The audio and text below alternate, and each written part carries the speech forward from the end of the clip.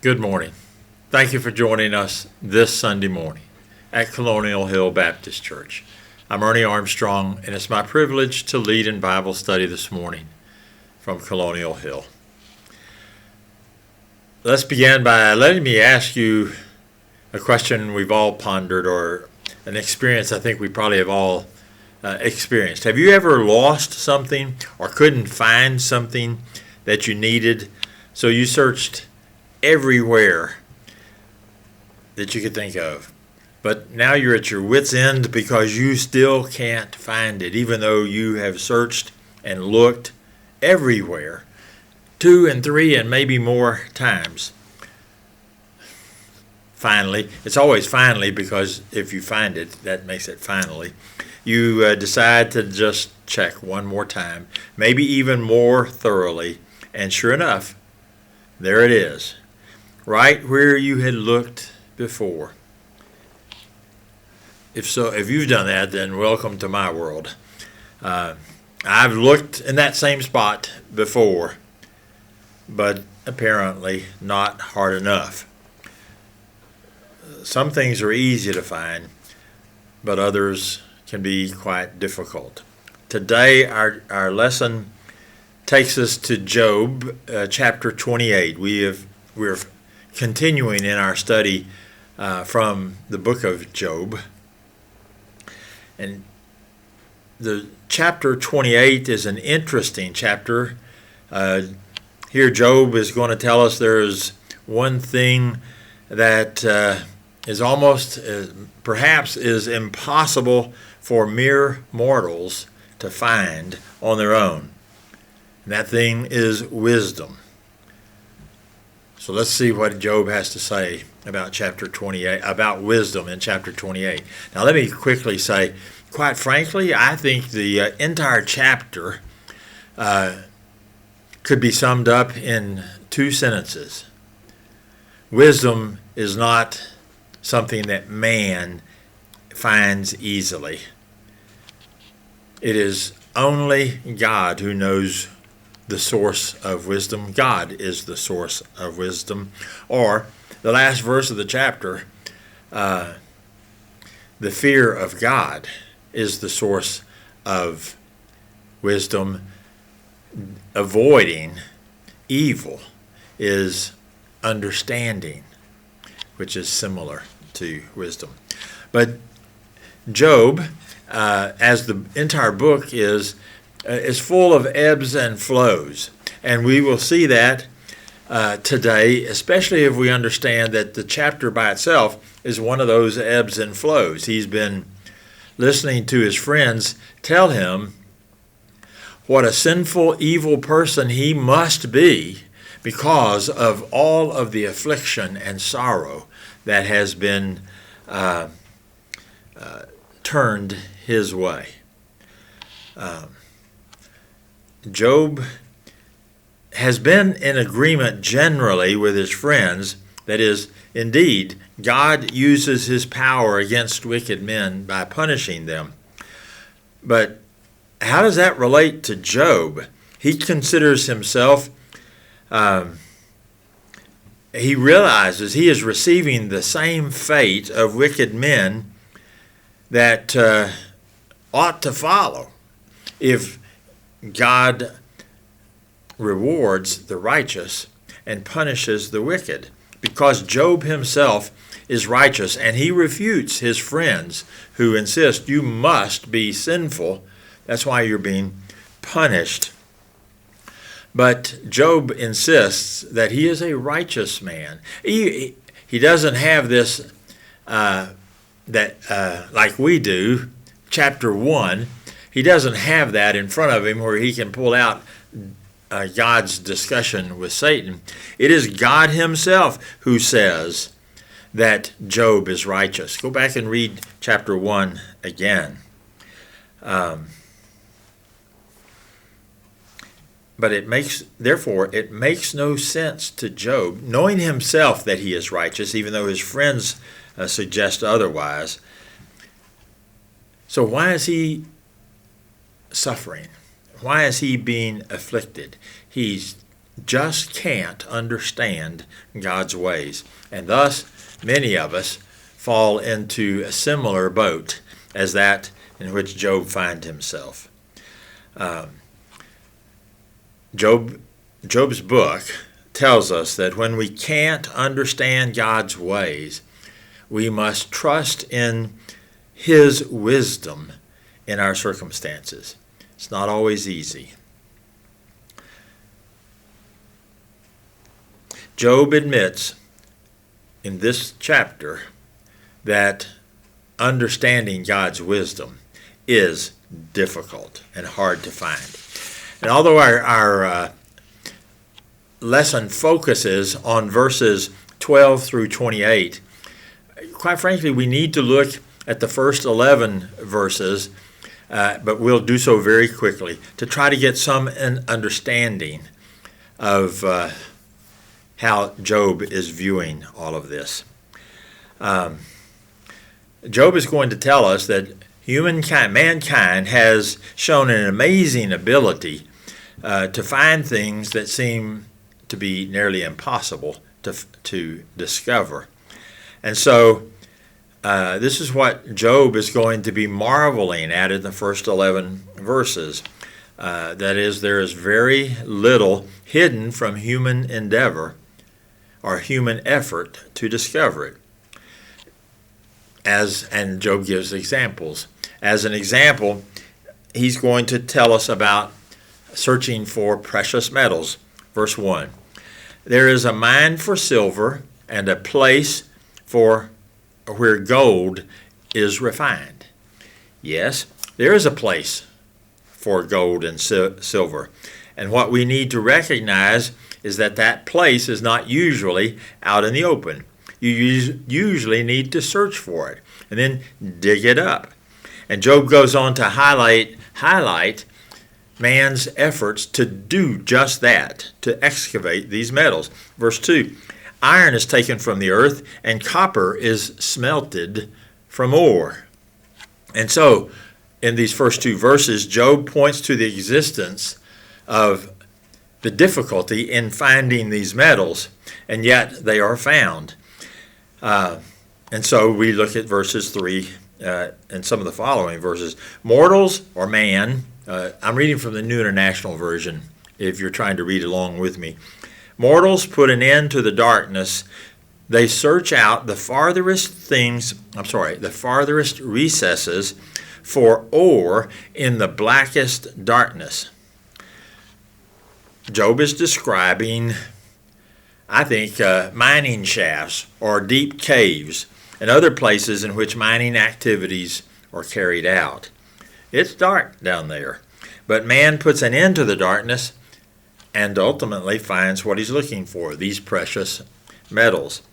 Verse 4, far from human dwellings, that is, it's not in town, they cut a shaft in places untouched by human feet. Far from other people, they dangle and sway. An interesting way of putting that. Job is talking about mining and how amazing it is that humans can do this. Now then, he's about to go on to state that the appearance of the earth can conceal all of this activity, this mining activity, that he's been talking about. Verse 5, the earth from which food comes is transformed below as by fire.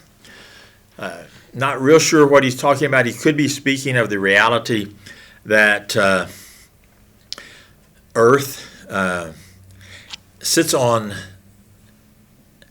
tectonic plates and the earth moves, causes earthquakes. It's sliding plates, possibly gliding upon molten rock. That's the by fire idea. That could be what he's describing. I'm not real certain. Anyway, he's just comparing the peaceful appearance of the earth above the ground to what he has been describing regarding what happens beneath the ground.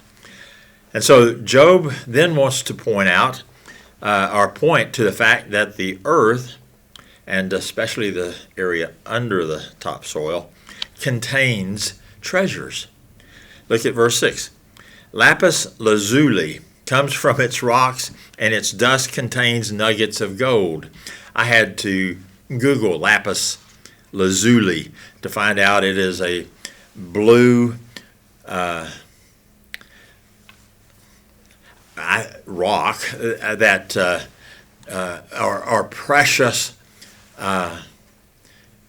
item that was used as a precious stone back even before the time of Job, whatever that time was, because we're not real sure when this was written.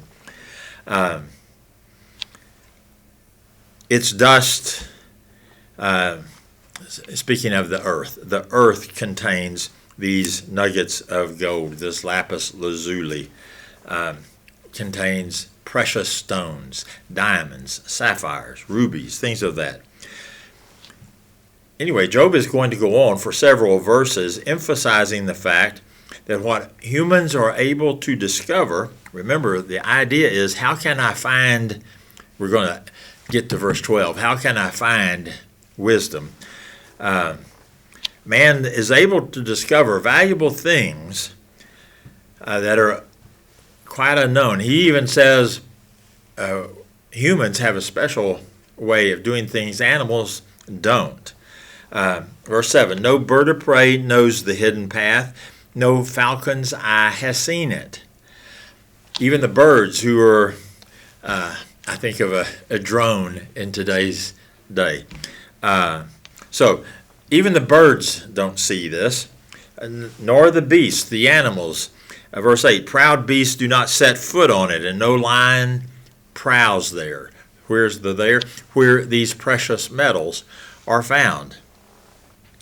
Now he turns from the fact that these valuable items are hidden from the animals to even meditate on he meditates on the ability of man to do this kind of work, to dig down into the earth and find these treasures. Verse 9, people assault the flinty rock with their hands and lay bare the roots of the mountains. And so, in a sense, man is a bit like God here. God can move mountains within his power. And to some extent, on a obviously much smaller scale, mankind can do the same thing in digging through to try to find these valuable commodities. And here's more in the next few verses what Job is marveling at that man can do with the earth. Verse 10, they tunnel through the rock. Their eyes see all its treasures. Verse 11, they search the sources of the rivers and bring hidden things to light. So mankind, not distinguished from the animals and the birds, is able to search out whether they are tunneling through mountains or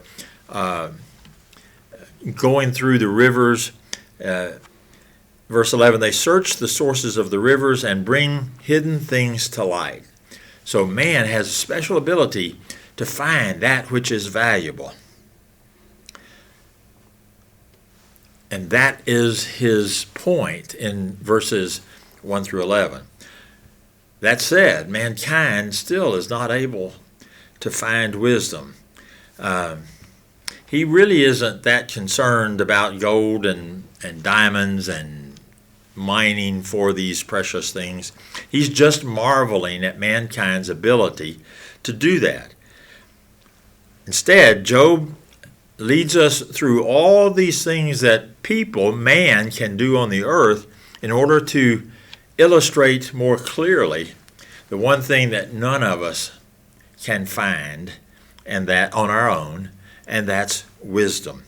And so he asks in verse 12, but where can wisdom be found? Where does understanding dwell? He says we know where to find gold. You dig for it. And if somebody asks, you tell them where it is and where people are finding it when they dig for it. But if somebody asks you, where will I find wisdom? Job says, I don't know where it is. I don't know what to tell them to do. You can't give them directions on how to find wisdom. Why? Well, verse 13 says, in essence, they're not from around here. Wisdom is not from around here. Verse 13, no mortal comprehends its worth. It cannot be found in the land, or in the land of the living, says the Modern New International Version. So wisdom is not found in this world, in the physical earth, like jewels would be. So who can discover even how much it's worth? If you want to figure out how much a certain piece of jewelry is worth, you take it to an appraiser. And he looks at it, examines it, and based upon his experience, he tells you how much it's worth. But how do you appraise wisdom? Isn't it a real thing? We say that person is very wise. He is full of wisdom. And we recognize it's very valuable. But you can't bring it to your local jewelry store and ask the man behind the counter to appraise it and tell you how much it's worth. And it's not just that mankind cannot find wisdom. Job even presents inanimate objects or locations on the earth as testifying to the fact that even they can't find wisdom. And so verse 14, the deep says, it's wisdom. It's not in me. It is not in me. The sea says, it is not with me. Now, even, Job goes on, even if somebody knew where it could be found, you don't have enough money to purchase it. Verse 15, it cannot be bought with the finest gold, nor can its price be weighed out in silver. There's nothing that can help you purchase wisdom, nothing that we can put our hands on, not even our precious diamonds and gold and jewels that he's already been discussing. In verse 16, it cannot be bought with the gold of Ophir, with precious onyx or lapis lazuli. So once again, he's just sort of saying the same thing over. And that's because wisdom doesn't have anything else equal in value. Verse 17, neither gold nor crystal can compare with it. Nothing else is equal in value, nor can it be had for jewels or gold. You can't just go to a store and buy a box or a can of wisdom. Verse 18 just continues the same idea. Coral and jasper, just a couple of other items of value at that time, are not worthy of mention. The price of wisdom is beyond rubies. I think we discussed on Mother's Day that a virtual woman is worth far more than rubies. Like a virtuous woman, you can't purchase wisdom. Verse 19, the topaz of Cush cannot compare with it. It cannot be bought with pure gold. He's just saying the same thing over and over. And then, Job seems to state something that some have said is a refrain, that is something repeated over and over. The problem is it's only repeated this one time. In verse 20, he says what he said in verse 12. Verse 20, where then does wisdom come from? Where does understanding dwell? It's almost the same words, except he asks where does it come from instead of where can you find it. where does it dwell instead of knowing where it comes from. They're almost identical. The ideas of finding something and knowing where they come from are almost the same. And so Job's question still is legitimate because basically Job says nobody knows the answer. Remember, he is still trying to figure out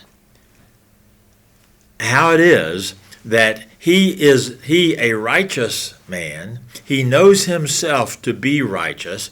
He really doesn't know that God himself has said Job is a righteous man. But he's relying upon his own knowledge of himself. He has tried to live in fear of God. And so how is this all working out? He returns to a common thought of his in verse 21. It is hidden, when he asks, where does it come from? It is hidden from the eyes of every living thing, concealed even from the birds in the sky, as he's already said. In verse 22, he says, destruction and death don't even know where wisdom comes from. Now that's a peculiar statement. Verse 22, destruction and death say, only a rumor of it meaning wisdom, has reached our ears. Job is trying to cover every front to find out about wisdom. He's told us man can find some of these awesome things throughout this world by moving mountains, by excavating mining shafts, by mining the rivers, so to speak. But no one, and least of all Job, can find wisdom. That's what Job is telling us so far. No one except God, and he's about to turn to that subject. Verse 23, God understands the way to it, and he alone knows where it dwells. Again, the it is wisdom. God knows wisdom's way. He knows wisdom's place. He knows how to access it. So why is that? Or how is that? How can God know this when no one else does? Job tries to answer those questions. Verse 24. For he views the ends of the earth and sees everything under the heavens. That's how. God is bigger than all of the rest of us. And what he sees, what he knows, is far greater than what we do. He sees the whole picture. He's not ignorant of anything. There's nothing that God doesn't see. And therefore, he alone knows wisdom, is Job's suggestion. And so Job seems to be using the terms wisdom and understanding. Remember in verse 12 he says, where can wisdom be found? Where does understanding dwell? And then again, as we read in verse 20, where then does wisdom come from? Where does understanding dwell? He's using these terms to describe the ability to see the whole picture and to act accordingly. To be in tune with reality as only God can be. And Job is recognizing that he doesn't have this ability. He must not have this ability to see the whole picture because he cannot understand, he cannot rationalize what is happening to him with how he thought things should be. He doesn't know what's really going on. God's ways seem to be confusing, and certainly they make no sense to him. Why should he, a righteous man, be punished like the evil man has been punished? God, Job is saying, has wisdom, and he, Job, is totally lacking in it. But then Job is trying to figure out how this all comes about. And so he's going to go back to the beginning of creation. And maybe that will tell him how God established wisdom. Verse 25. This is how God began creation, or this was a part of the early creation. And so maybe that has something to do with wisdom. Verse 25 and 26. When he established the force of the wind and measured out the waters, when he made a decree for the rain and a path for the thunderstorms. One translation said he marked the path of the lightning. That's interesting. It's easier for me to understand the path of the thunderstorms. So what did God do at the time he created these forces, wind and water and rain and thunder? He did what no man could do. Job is suggesting that he was able to assess the value of wisdom and scrutinize it. Then he looked at wisdom, verse 27. Then he looked at wisdom and appraised it. He confirmed it and tested it. And so that's how Job is picturing God coming to be acquainted with wisdom. And then God communicates this to his human creatures. Verse 28, and I believe this is the summary of the entire chapter, chapter 28, and it is the answer to the questions that Job propounded in verse 12 and verse 20.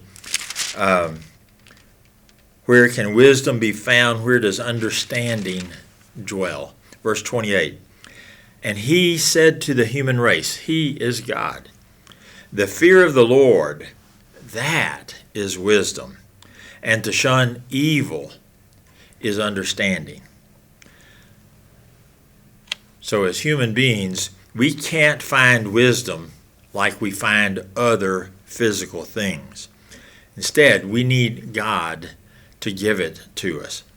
And that's when God says, in essence, do you want wisdom? Then fear me. You want understanding? A rough equivalent of wisdom, turn from evil. So what does fear me mean? It means to have, it doesn't mean to quake in terror when God is around. It means to have an awe and a respect, more than an admiration and more of God and who he is and what he is. Job has been having difficulty, and he still will for a while, recognizing really what reality is. Reality, as Job knew it, was that if he lived right, God would bless him. That's what Job believed, and it's apparently what his friends believed. And we've, in our study of Job so far, we have skipped over the accusations that his friends have made. That is, Job, you obviously are not a righteous man. You have done evil because God is punishing you for that. That's what his friends believed, and Job has always bought into that, apparently. That is, everyone was thinking that God rewards those who are doing good with blessings. That was their reality. And he punishes those who don't do good. But Job insists, and we have God's own word in chapter 1, that Job is correct, that Job is doing good. He's still doing good, but he's not being blessed. It seems to Job that God is angry with him and is punishing him. Job is fearing God, respecting and in awe and admiring the Lord. He is even in his own mind, and we know from chapter 1 that he is in fact departing and turning away from evil. So why is this not seeming to help Job live the reality anymore? His reality. The answer, of course, is that reality is bigger than Job's small view of how God works. God is bigger than Job's reality. And we will see, I haven't studied all of the lessons that we have left. We have 3 more lessons from Job, and I haven't studied all 3 of them yet. But God is going to tell Job that he is bigger than Job. Job isn't quite yet at that stage where he realizes that or accepts that according to God's wisdom, the broad and complete view of things, Job needs to trust God, that he is God. He is worthy of our awe and our respect and our admiration. We're going to see Job come to that conclusion, and we're also going to see Job be blessed by God. It's before we finish the study of this book. An interesting study. I appreciate you joining with me in this study. Let me invite you to continue to be with us as we study and finish the study from Job. Thank you. Good morning.